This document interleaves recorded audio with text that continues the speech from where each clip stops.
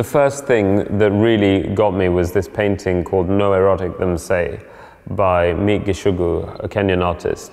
And it was hanging in the walls in the living room of my friend's house. And the first time I saw it, I was just like repulsed. The language is crude, the subjects are crude. And it was almost like it was a kind of trauma to my imagination. Like I almost couldn't deal with it. And then I would go round to my friend's house again and again, you know, and slowly from thinking, why on earth would anybody have this on the wall? Like the power of the image became clear. And it's funny because that kind of way of being affected by something, maybe the surprise of seeing something different and new is so big that, you know, my imagination can't deal with it. And it's almost like a push away. And then through time, something kind of unfolds itself and gains in importance. That's been a trend throughout the things that have begun to matter to me. A similar sort of effect happened when I saw this painting by Titian in the National Gallery in London of Diana and Actaeon. And the first time I saw it was on my foundation course, and the tutor was saying that this is one of the greatest things ever made by man. And to my eyes, it was like brown and badly painted. The proportions were wrong, like the language was all over the place. I couldn't, like, I was just looking at it going like, I'm really sorry, but I don't see that. I've seen stuff on the side of the streets that have a better color sense. To my sensibility at that time, it was a repulsive painting. But then now, it's one of my favorite paintings, you know, and I have come to like understand maybe a little bit more than I did at the beginning, just of the idea of paint and the painted mark and the significance of a mark and the history of a mark, and that paintings are made up of marks and color and form, and distortion can be used to give something importance or less importance. That abstract qualities of a composition can provide an awkwardness that means that you remember what's there, and that for something to feel like it works maybe isn't a good thing, you know.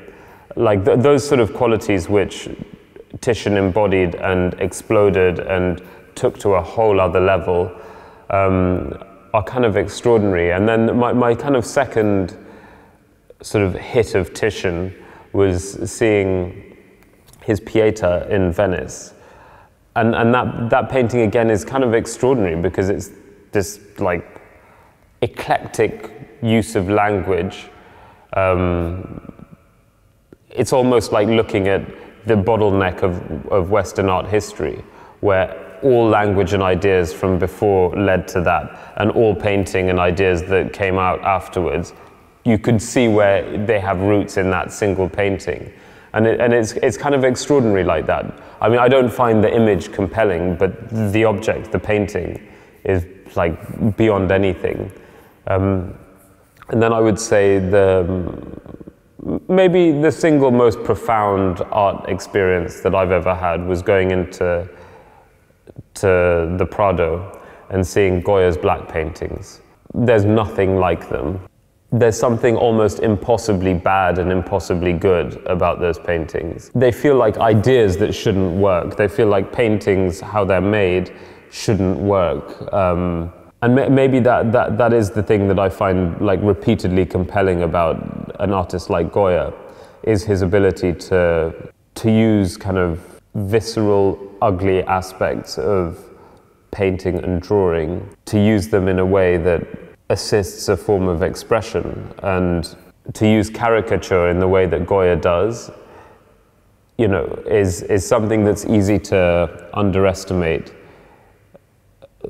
the power of that. And because he uses caricature, because everything is exaggerated in one form or another, it's easy to miss how that does make them almost more real than the thing itself. Like he is able to turn an idea into a painting that's on a 2D surface, but they feel like you could almost, you know, reach into those landscapes and be part of that. And that really had, I mean, that experience, I can almost walk into the room the first time I did and see everything where it is.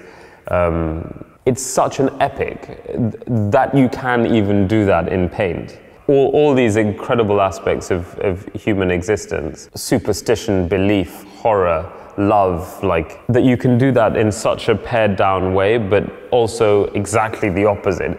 Like, it's so kind of giving and visceral in how it's made. Like, totally blew my mind, and I don't think I've quite come to terms with that experience yet. Like, I feel very much that that's, you know, yeah, that was another formative moment for me, for sure.